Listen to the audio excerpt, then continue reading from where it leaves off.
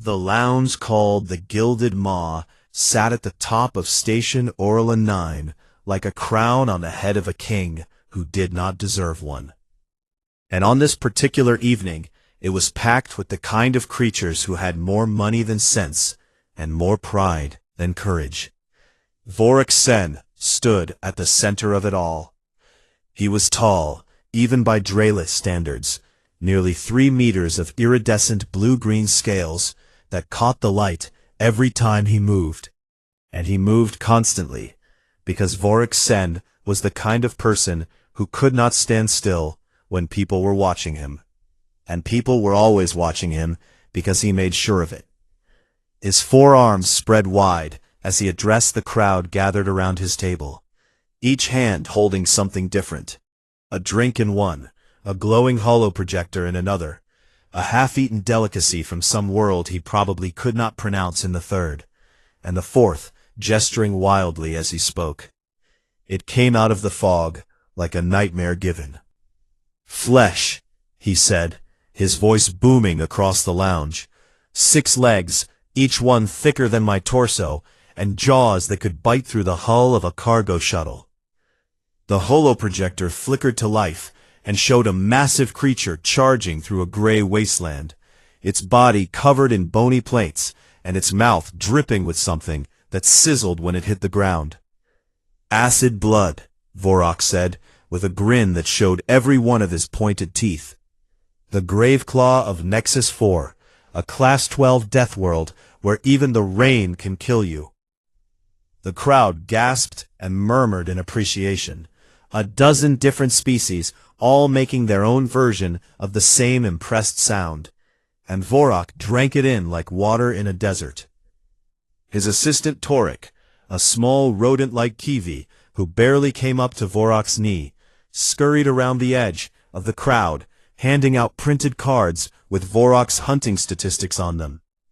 Because, of course, Vorak had hunting statistics printed on them. Cards. 14 Deathworld expeditions, Torik squeaked proudly. 37 confirmed Apex kills across 5 classified worlds, and not a single scratch on Lord Sen himself. That last part was true, and it was also the part that should have made everyone suspicious. But nobody in the Gilded Maw was in the business of asking hard questions. They were in the business of being impressed, and business was good tonight. Vorak cycled through more holographic footage. A serpentine thing being blasted from the sky on Velos 3. A pack of razor-toothed predators being driven into a kill zone by drone swarms on Heraxis Prime. Something enormous and slow being shot from what was clearly the safety of an armored vehicle, on a world whose name Vorak pronounced 3 different ways in the same sentence. Every piece of footage had something in common, if you looked closely enough, and that something was distance.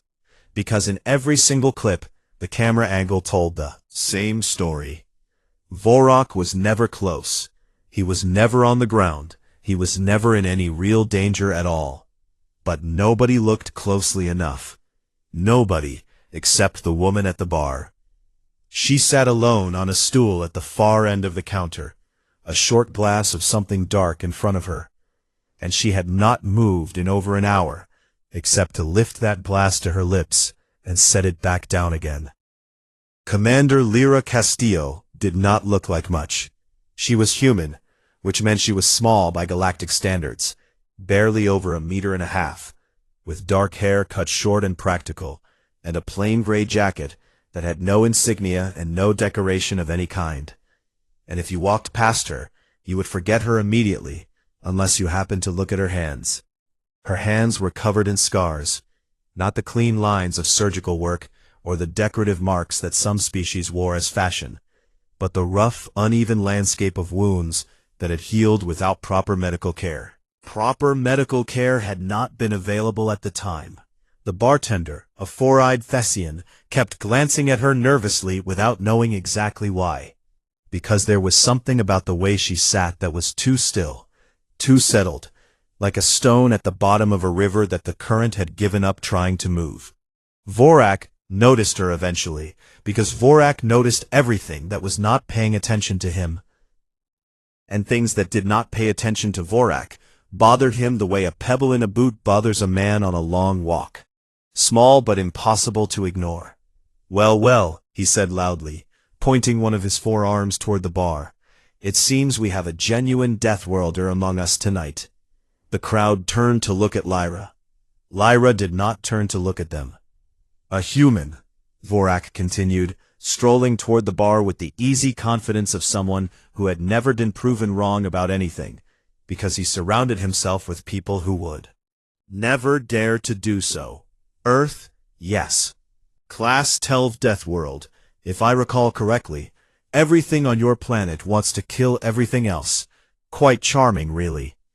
He leaned against the bar beside her, towering over her, his forearms crossed in pairs. "I have hunted creatures from your weight class on 5 different worlds, little one. Things with more teeth and more claws and more venom than anything your planet has ever produced." Lyra took a sip of her drink. "I brought down a Nexus Graveclaw last season," he said, louder now because the silence was bothering him. "Acid blood and armored skull and 6 legs built for killing, and I put it down with a single shot from my Kessler 9 plasma lance at 400 meters. Lyra set her glass down. "And before that, a Velos Sky Serpent, and before that a breeding pair of Heraxis Razorfangs, and before that," he paused for dramatic effect, because he always paused for dramatic effect, "a Caraxian Thornback, which, as I am sure you know, is one of the most dangerous herbivores in the known galaxy." The crowd behind him nodded and whispered. Lyra said nothing. Vorak's confidence flickered for just a moment, the way a flame flickers when a door opens somewhere in a distant room, because he was used to fear or admiration, or at least acknowledgement, and this woman was giving him none of those things. "I have trophies," he pressed on. "I have footage, and I have kills that would make a Krellian warlord weep with jealousy, and I have done it all before my 3rd century." He spread all 4 arms wide. "So tell me, little human, does it not impress you to stand in the presence of the greatest hunter this station has ever seen?" Lyra looked at him.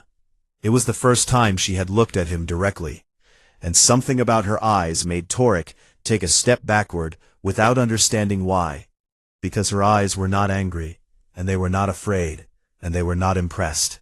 They were simply calm, in a way that calm should not exist in someone who was being spoken to by a creature twice her size. She held his gaze for 3 full seconds. Then she spoke, and her voice was quiet and even, and carried no weight at all, except the weight of the question itself. "Did any of them hunt you back?" The Gilded Maw went silent. Not the polite silence of an audience waiting for the next line, but the deep, sudden silence of a room full of creatures who had just realized that the ground beneath them might not be as solid as they thought. Vorak opened his mouth. Nothing came out. Lyra turned back to her drink. The silence stretched on, and somewhere in the back of the lounge, Torek dropped his stack of printed cards, and nobody bothered to pick them up.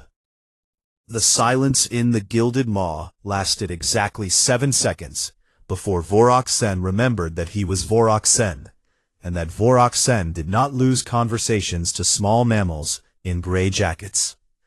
He laughed. It was a big laugh, the kind of laugh that a man produces when he is not actually amused, but needs the room to believe that he is. And he threw his head back and let it fill the space between them, like smoke from a fire that was not really burning. "Hunt me back," he repeated, shaking his head with a grin that did not reach his eyes. "That is very amusing, little human, very amusing indeed, but I assure you the creatures I have faced were more than capable of killing me if given the chance." Lyra did not turn around. "The Graveclaw alone could have crushed me with a single blow from its forelimb," he continued, warming up again, pulling the crowd back toward him with the gravity of his voice. "One misstep, and I would have been nothing more than a stain on the rocks of Nexus 4. Lyra took a slow sip from her glass and set it down with a soft click. "What was the wind direction?" she asked. Vorak blinked. "What?" When you shot the Graveclaw, what was the wind direction? Were you upwind or downwind? He opened his mouth and then closed it again, because the truth was that he had been in a sealed observation pod, 300 meters above the surface, and the wind direction had been irrelevant. But he could not say that without admitting what the pod meant. The conditions were variable, he said. And the scent masking, Lyra continued in the same quiet tone, not looking at him, speaking to her glass as if the glass had asked, "Did you use biological scent cover or synthetic? Because Graveclaws on Nexus 4 can detect synthetic compounds at nearly 2 kilometers, and they treat the smell as a territorial challenge." Vorok said nothing. "And the tracking," she went on. "Follow the spore on foot, or did you use orbital sensor arrays to locate it before you ever touched the ground?" The crowd had gone very still again. Torek tugged at the hem of Vorok's coat from below and whispered something urgent. But Vorok did not hear him, because something was happening that had never happened to Vorok before. Someone was peeling him open with nothing but questions, each one so simple and so specific that there was no way to answer without revealing the truth, and no way to avoid answering without revealing it even faster. "I used a combination of methods," Vorok managed, and even he could hear how thin it sounded.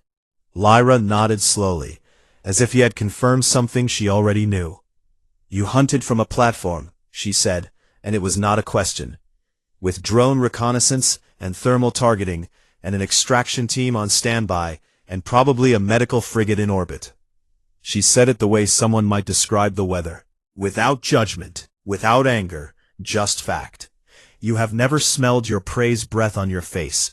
You have never felt the ground shake under something that was running toward you and not away. You have never had to choose between moving and dying, and known that moving might also mean dying. The lounge was so quiet that the hum of the station's air recyclers sounded like thunder.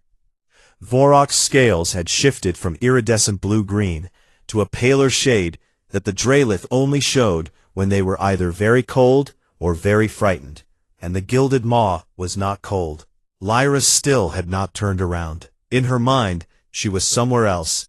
She was 27 years old and standing in knee-deep mud on Malachar 7, a world that the Galactic Survey had classified as Class 14, 2 full grades above anything Vorok had ever pretended to visit, and the rain was coming down so hard that it felt like being hit with small stones, and the air was so thick with spores that her filter mask was clogging every 20 minutes.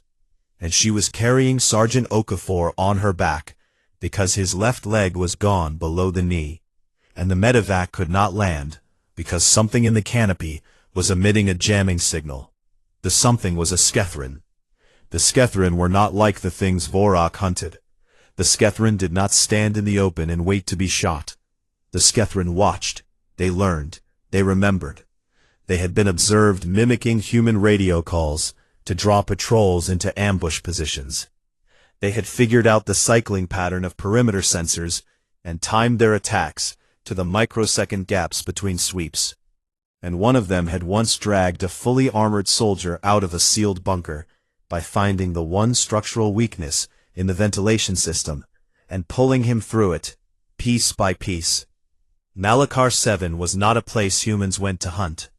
It was a place humans went to build colony shield generators, so that future settlers might have a chance of surviving, and the price of building those generators was paid in blood and in names added to a wall that grew longer every season. Lyra had spent 4 years on Malachar 7. She had gone in commanding 40 soldiers and come out commanding 19. And every one of the 21 she lost was a face she could still see when she closed her eyes, not as memories, but as permanent residents of a place inside her chest that would never be empty again. She remembered the night she had faced a Skethrin alone. Her squad was pinned down in a collapsed relay station, and the creature was circling them in the dark, clicking its claws on the concrete in a pattern that she realized with horror was Morse code. It had learned Morse code from monitoring their communications, and it was spelling out the word "come" over and over in the darkness. She had gone out to meet it with a combat knife and a flare, because the rifles were out of charge, and the sidearms were buried under rubble. And what happened next took 11 minutes, and she never spoke about it to anyone. But when dawn came, she was alive, and the Skethrin was not, and her knife was bent at a 40-degree angle, and she could not unclench her right hand for 3 days afterward. The scars on her hands were from Malachar 7, all of them. She did not share any of this with the crowd at the Gilded Maw, because it was not a story, and it was not a trophy, and it was not something that belonged in a place where people drank expensive liquids and pretended that the galaxy was a safe and orderly thing. She simply finished her drink and spoke without turning around. "The things I have faced did not need me to come to them," she said. "They came for me." She stood up from the bar and placed a small credit chip on the counter for the bartender, and she moved toward the door with the unhurried walk of someone who had learned a long time ago that running attracted attention, and attention attracted things that were faster than you.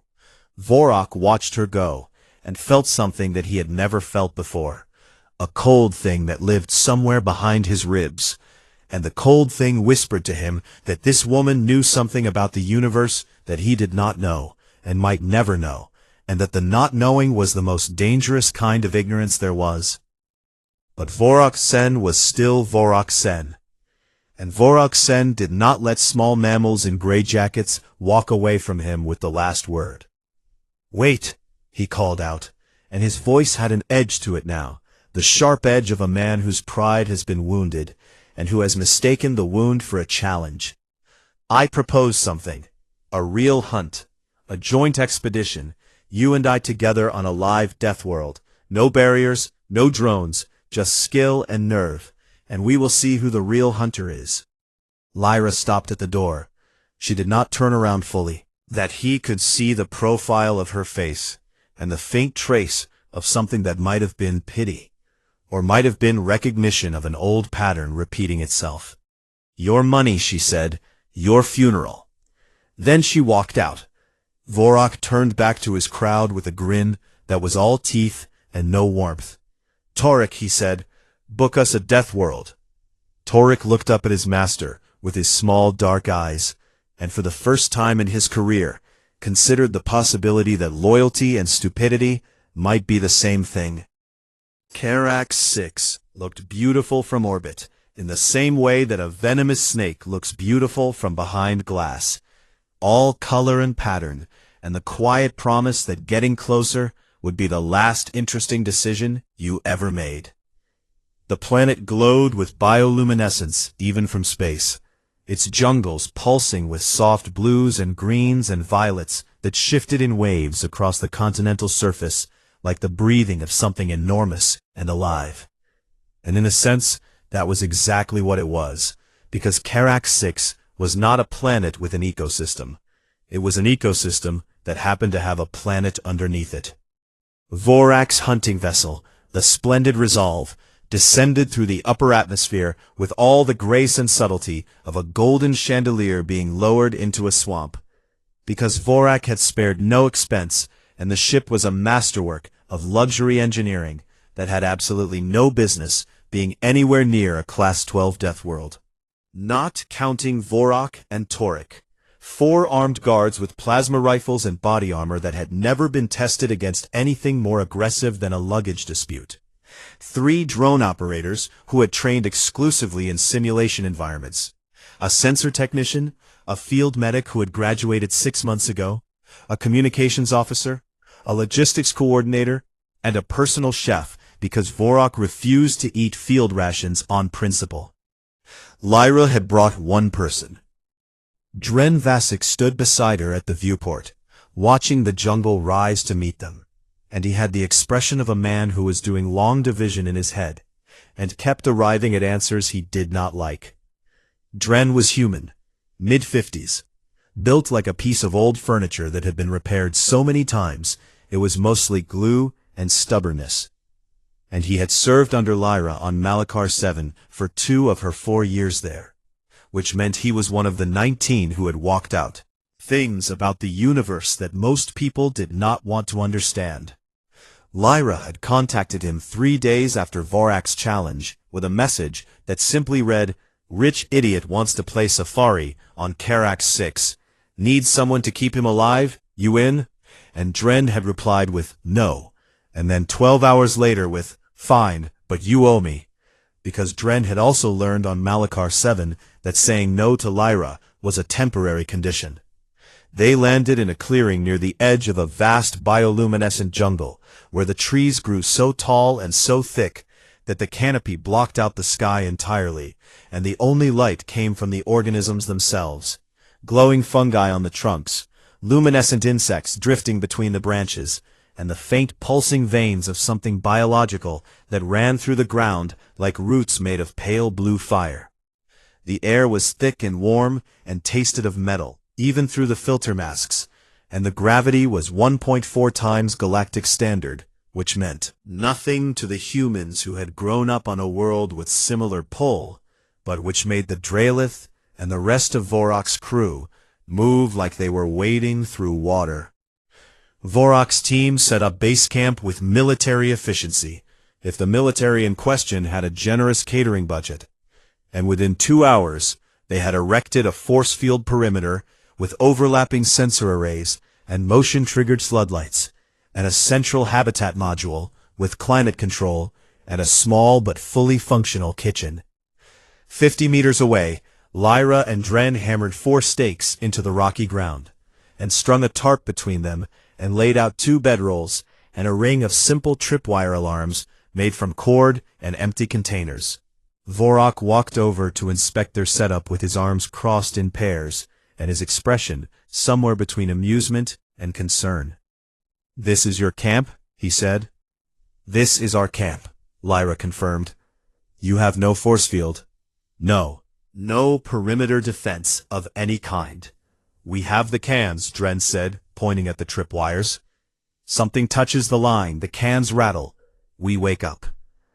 Vorak stared at him for a long moment, and then laughed the way people laugh when they are not sure if they are hearing a joke or a suicide note. "Suit yourselves," he said, and walked back to his glowing fortress of a camp. Dren watched him go and said quietly to Lyra, "He is going to get people killed." "Yes," Lyra said, "and we are here to stop that. We are here to try." The first day went exactly as Vorak wanted it to go, which should have been a warning sign to anyone paying attention, because Deathworlds do not give you what you want, they give you what you have earned, and Vorak had earned nothing. His drones located a thornback grazing in a clearing 2 kilometers north, a massive armored herbivore the size of a shuttle, with bony plates along its spine and a tail that could level a small building, and it was technically one of the most dangerous creatures on Karax 6, but only in the way that a boulder rolling downhill is dangerous, which is to say it was deadly if you were stupid enough to stand in front of it, but perfectly safe if you were not. Vorak shot it from 200 meters with his Kessler 9 plasma lance, and the creature dropped without ever knowing he was there. The camp celebrated. Photos were taken from multiple angles. Torek recorded video for the social feeds, and Vorak stood with 1 foot on the creature's massive skull and all 4 arms raised in victory, and for a brief shining moment, he was exactly the hunter he had always pretended to be. Lyra sat on a rock nearby and said nothing. Dren sat beside her and also said nothing. They both knew what came next. Night fell on Karax 6 the way a lid falls on a pot, suddenly and completely, shifted from the soft, welcoming blues and greens of daytime to a harsher palette of reds and oranges that pulsed faster. And the sounds changed too. The gentle hum of insects replaced by clicks and whistles, and one low thrumming vibration that seemed to come from the ground itself. The thornback carcass lay where it had fallen 2 kilometers north, and the blood had been soaking into the soil for hours. And on Karax 6, blood in the soil was not just a scent, it was a signal, a dinner bell rung for every predator within a 5-kilometer radius. The Velith pack arrived at the perimeter just after midnight. There were 9 of them, each one about the size of a large dog, but built with the lean, angular geometry of something designed by evolution to be fast and to never stop being fast. And they had 6 eyes arranged in a crown around their skulls that gave them 360 degrees of vision, and they communicated in ultrasonic chirps that most species could not. Here, Vorak's sensor array detected them immediately, and the floodlights snapped on, and the guards raised their weapons, and for a moment, everything seemed under control. The pack did not attack. They circled. They tested the force field perimeter the way a locksmith tests a door, methodically and without panic, probing different points along the barrier, and retreating, and probing again. And after 40 minutes, one of the drone operators noticed something on his screen that made the color drain from his face. "They have found the cycling pattern," he said. The force field pulsed at a frequency of 800 cycles per second, and between each cycle, there was a gap of 0.003 seconds during which the barrier was technically not there. And this gap was far too brief for any creature to exploit, according to every engineering manual ever written about force field technology. The manuals had not consulted the Velith. Through the gap, like water through a crack in a dam, so fast that the cameras only caught a blur of red-orange fur and too many eyes. And it was inside the perimeter and on top of a guard before anyone could fire a shot. And the guards screamed once and then stopped screaming, and by the time the other guards opened fire, the Velith was already gone, back through the next gap with blood on its jaws. The camp erupted into panic. Floodlights swung wildly. Plasma bolts lit up the jungle in flashes of blue-white. Voices shouted over each other in 3 languages. And Vorak stood in the middle of it all, with his forearms pressed against his sides, and his scales gone so pale they were almost white. 50 meters away, Lyra and Dren lay in their bedrolls and listened. They had heard the pack circling an hour before the sensors caught them, because ears trained on Malachar 7 did not need technology to hear death approaching, and they had quietly repositioned their camp to the leeward side of a rock formation that broke the sight lines and scattered their scent. "On a death world," Dren murmured in the darkness. "Everything that dies is bait." Morning came, and one of Vorak's guards was dead, and 2 more were injured, and the force field generator was being recalibrated, and everyone looked like they had aged 10 years in a single night, except Lyra and Dren, who looked exactly the same, because this was not new for them. This was Tuesday. Vorak emerged from the habitat module with a look on his face that was trying very hard to be determination, and was mostly just fear wearing a mask. And he announced that they would press deeper into the jungle because he wanted a larger trophy to justify the expedition. Lyra looked at him with those calm, steady eyes and said, "Something bigger already knows we are here. The thornback blood has been in the soil for 12 hours. Everything within 10 kilometers knows exactly where we are and exactly how. Many of us there are, and exactly how we smell when we are afraid." Vorak ignored her. That evening, the long-range sensor array picked up movement 4 kilometers south, something very large moving through the subterranean route network toward their position, and the sensor technician began triangulating its size and speed.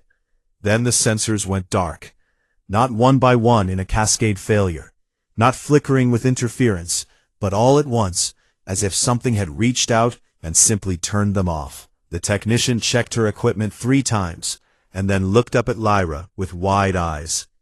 "Something killed the array," she said. "Not jammed it, killed it. The emitters are physically destroyed." Lyra nodded slowly, as if this confirmed something she had been expecting. "Pack your things," she said to Dren. Dren was already packing. The Caraxian Maw Stalker had no name that humans had given it before today, because no human had ever been on Carax 6 before today. But it had a name in the chemical language of the jungle itself, a name written in the pheromone signatures that every other living thing on the planet produced when the Maw Stalker was near, and that name translated roughly as the ground that eats. It was enormous. The first sign of it was not sight or sound, but feeling. A deep, low vibration that traveled through the soil and up through the boots and into the bones. The kind of vibration that the body understood before the mind did. The kind that made the ancient parts of the brain light up with a single simple message that had kept living things alive for billions of years on 1,000 different worlds. Run. 3 of Vorok's crew disappeared in the first hour after dark. There was no noise, no struggle, no warning, just the soft sound of soil parting and then closing. Again, and 3 empty spaces where people had been standing moments before.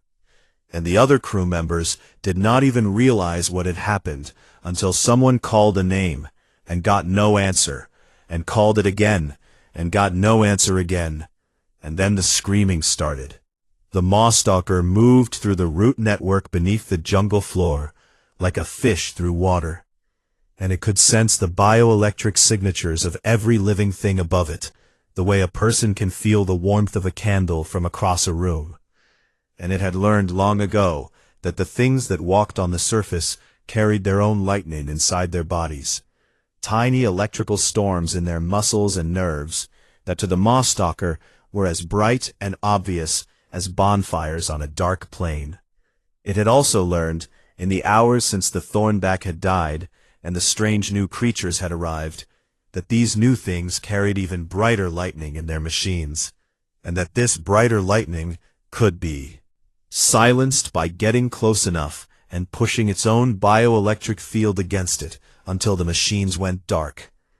This was not intelligence in the way that a mathematician would define it, but it was something close enough that the difference did not matter when it was underneath your feet.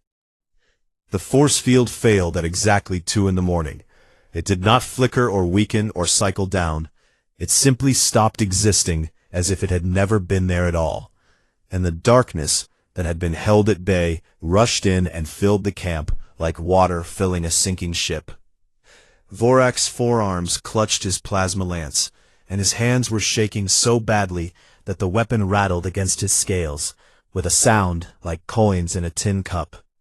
And his eyes were wide, and his breathing was fast and shallow, and every instinct in his pampered aristocratic body was screaming at him to do something. But he had no idea what to do, because nothing in his life had prepared him for a situation where the thing trying to kill him could not be seen or shot, or bribed or bought. Lyra walked into his camp without announcing herself, and the guards nearly shot her before they realized she was human. "We are leaving now," she said. She did not say it loudly, she did not say it with drama.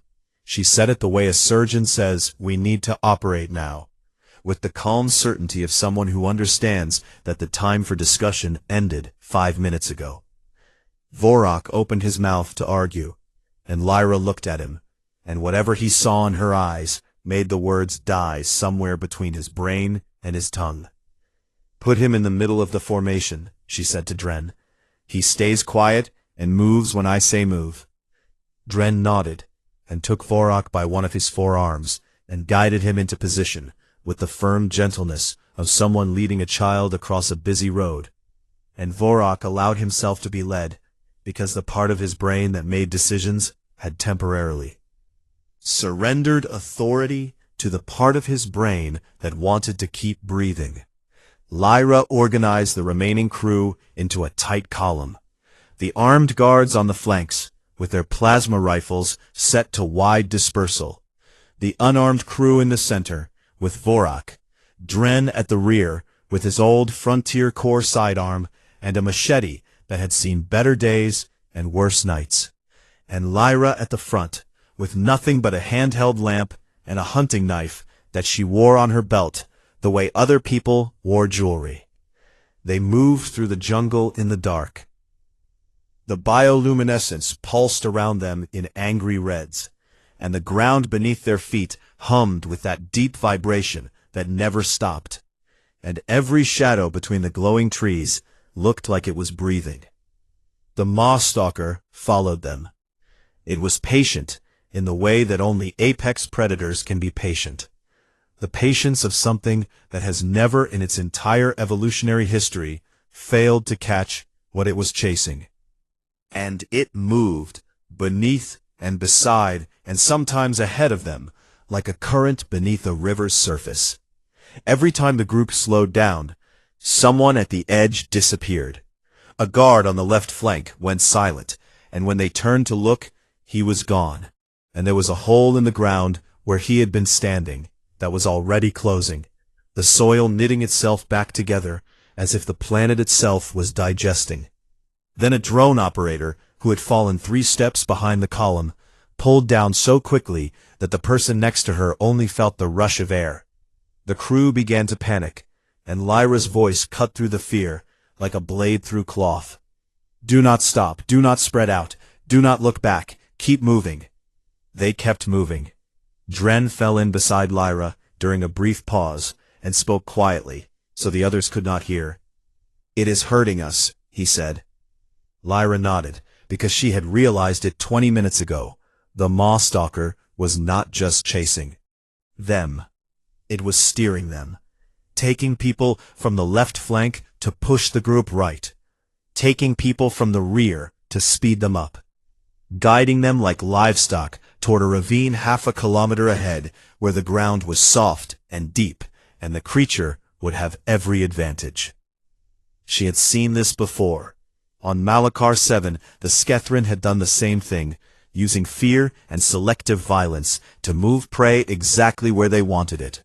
And the memory of it sat in her chest like a cold stone, but also like a compass, because the memory told her what to do next. She changed course.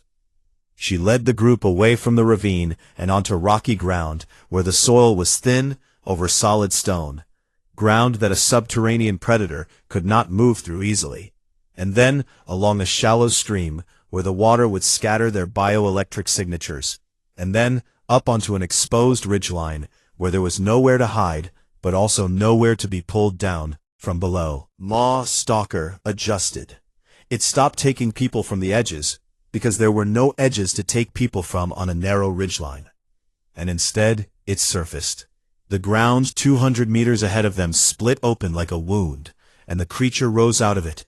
And for the first time they saw it fully and completely. And every single person in the group, including Dren, stopped breathing for a moment. It was the size of a building, low and wide, and covered in plates of bony armor that glowed faintly with its own bioelectric light. And it had no eyes that they could see, but it had a mouth that was less a mouth and more an opening, a vast dark hole lined with rings of inward curving teeth that went back and back and back into a darkness that seemed deeper than the creature itself.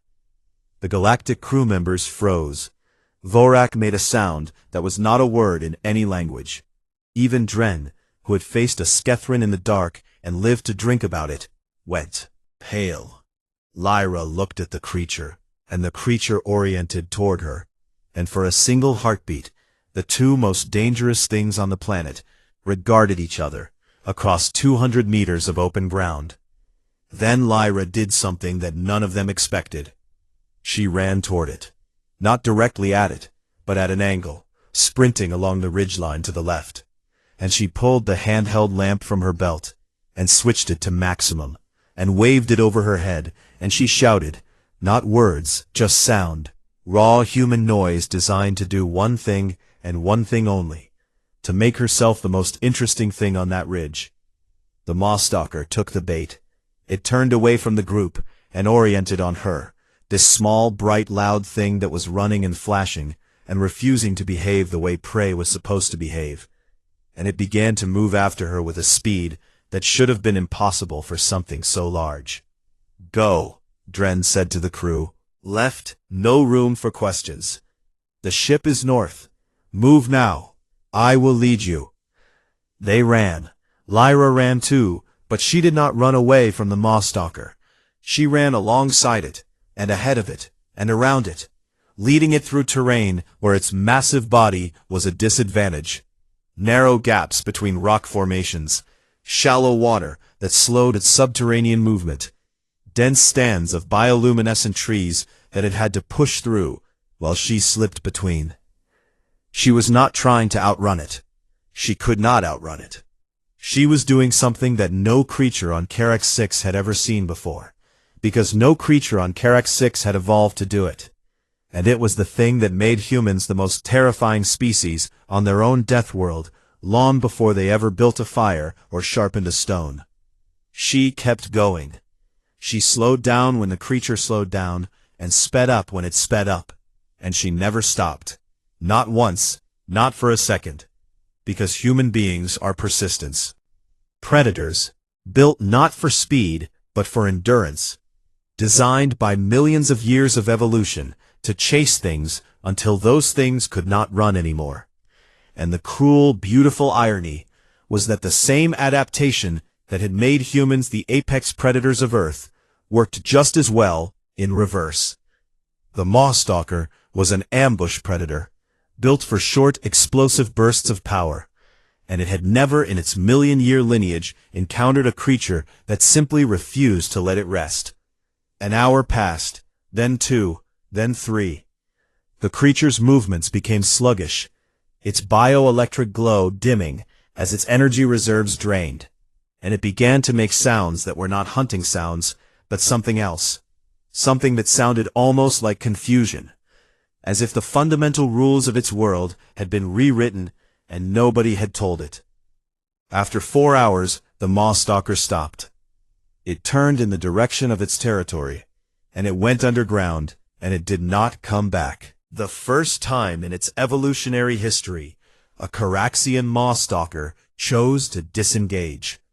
Lyra limped back to the landing zone as the first pale light of dawn crept through the canopy and found the ship powered up and the survivors already on board, and Dren standing at the loading ramp with a canteen of water and a look on his face that was equal parts relief and a specific kind of exhaustion that comes from having known someone for 20 years and still being surprised by them. She was covered in mud and blood, and most of the blood was not hers, and she could barely walk, and her hands were shaking the way they had shaken on Malachar 7 all those years ago, when the shaking was not fear, but the body's way of saying, I kept you alive, and now I need to fall apart for a while. She sat down against the hull of the ship and took the canteen from Dren, and drank, and did not speak. Across the cargo bay, Vorak sat on a crate with all 4 arms wrapped around himself. Stared at her with an expression that had no name in the Draelith language, because the Draelith had never needed a word for the moment when you realize that everything you thought you knew about strength was wrong. 3 weeks passed, and the story of Karax 6 moved through Station Orlan 9 the way fire moves through dry grass, fast and bright and impossible to contain. It started with the crew. The survivors talked because survivors always talk, not because they want to, but because the things they have seen need somewhere to go, and words are the only containers large enough to hold them. And the things they described were so far beyond the comfortable reality of Station Orlan 9 that the listeners did not know whether to be horrified or fascinated, and most of them settled on both. 6 of Vorak's 12 crew members did not come home. Their names were entered into the station's memorial registry, and the forms listed the cause of death as wildlife encountered during recreational expedition, which was technically accurate in the same way that calling an ocean a puddle is technically accurate. It contained the right words in the right order. Entirely. The luxury hunting vessel Splendid Resolve was declared a total loss because nobody was willing to go back to Karax 6 to retrieve it, and the insurance company that covered Vorak's expedition sent a representative to the station to process the claim. And the representative read the incident report and quietly resigned from the insurance industry the following morning. Vorak himself had not been seen in public since their return. The whispers in his social circle said he had locked himself in his quarters on the upper ring, and that his chef had been dismissed because Vorak could not eat, and his personal attendants had been sent away because Vorak could not stand the sound of footsteps near him. And Torik the Kiwi went to check on his master every day, and every day he came back looking smaller and sadder, as if the weight of what had happened was compressing him physically. Some of the whispers were cruel, because cruelty is the galaxy's cheapest currency, and there is never a shortage of it. P. They said Vorok was broken, that the great hunter had been revealed as a fraud, that he had wept and frozen and needed to be led to safety by a creature half his size. And the people who said these things said them with the satisfied tone of those who had always suspected, and were delighted to be proven right.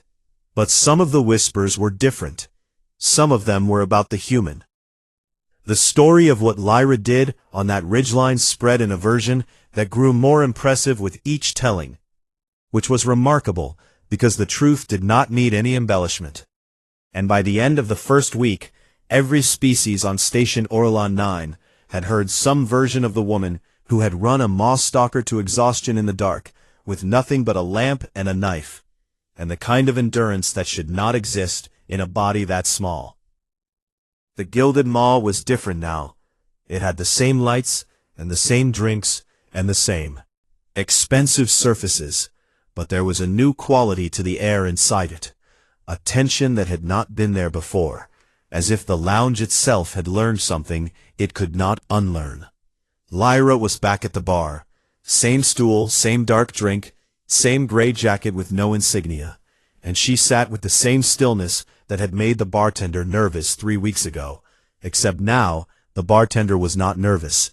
Now the bartender treated her with the careful respect that people show to things they do not fully understand, but have decided not to test. The other patrons in the lounge watched her the way prey animals watch a predator that is not currently hungry.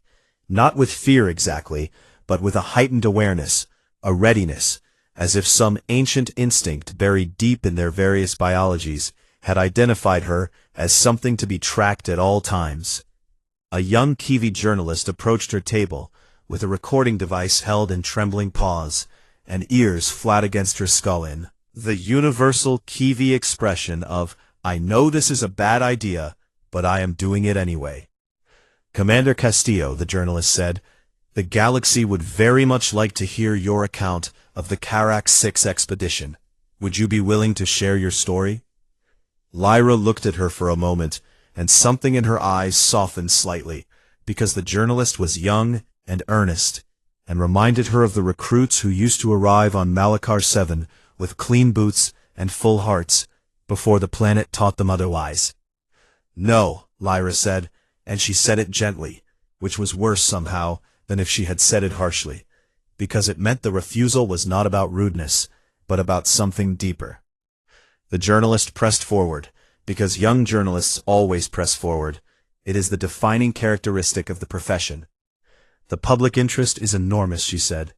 "You faced a Class 12 apex predator on foot and survived.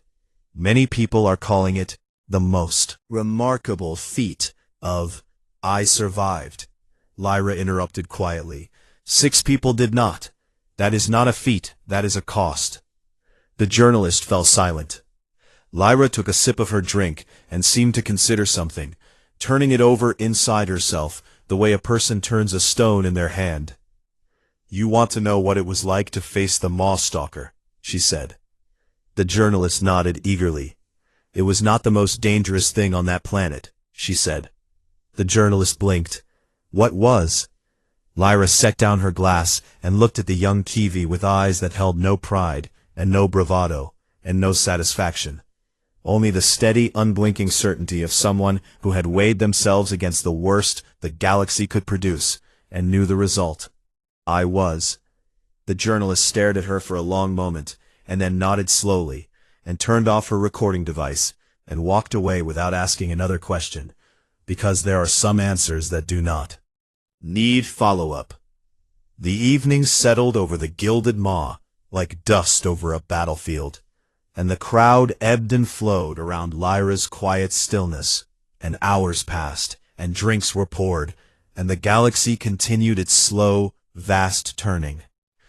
Then the door opened, and Vorok Sen walked in. He looked different. He was still tall, still scaled, still four-armed, but the iridescence had dimmed to something muted, and the way he carried himself had changed in a fundamental way that was hard to name, but easy to see. He moved like someone who had discovered that the ground could open beneath him at any moment, and had not yet figured out how to walk normally with that knowledge. The crowd in the lounge turned to look at him, and there was a held breath in the room, a collective intake of air from a dozen species who were all waiting for the same thing. The spin, the story, the version of events that would restore the old Vorok, and let everyone go back to pretending that the galaxy was a place where money and bravado were enough to keep you safe. Vorak walked past them all.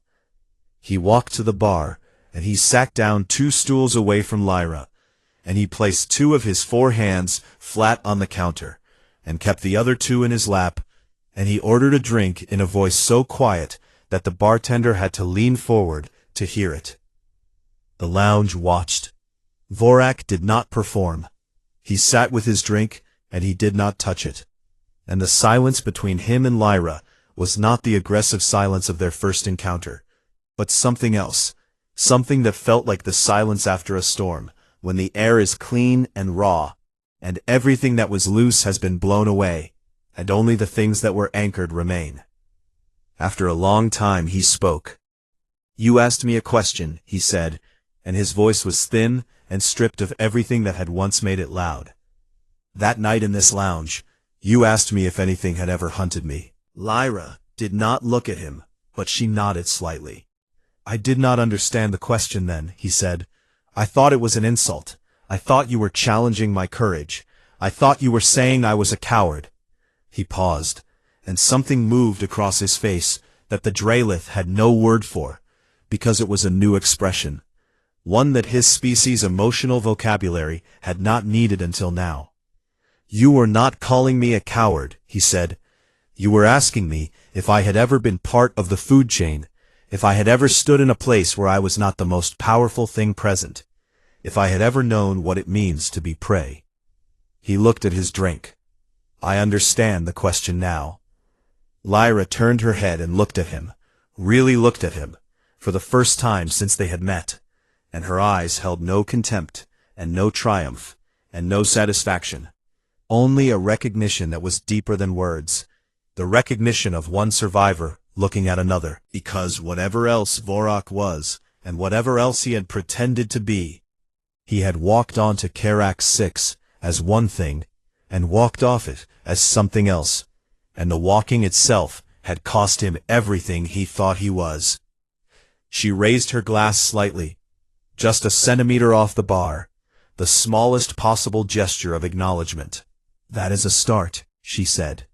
Vorok raised his own glass, and the 2 of them drank in silence, while Station Orlon 9 hummed around them with the sound of 10,000 lives going about their business in the comfortable illusion that the galaxy was tame and mapped and understood. It was not. It was vast and dark and full of teeth, and the things that survived in it were not the biggest or the strongest or the richest, but the ones who understood what the darkness could do and kept moving anyway. Somewhere far below the station, in the cold space between the stars, the light from 1,000 Deathworlds burned steady and fierce. One of them, a maw-stalker that had never retreated from anything in its million-year existence, lay in its tunnel and remembered the small bright thing that had run and run and run and would not stop.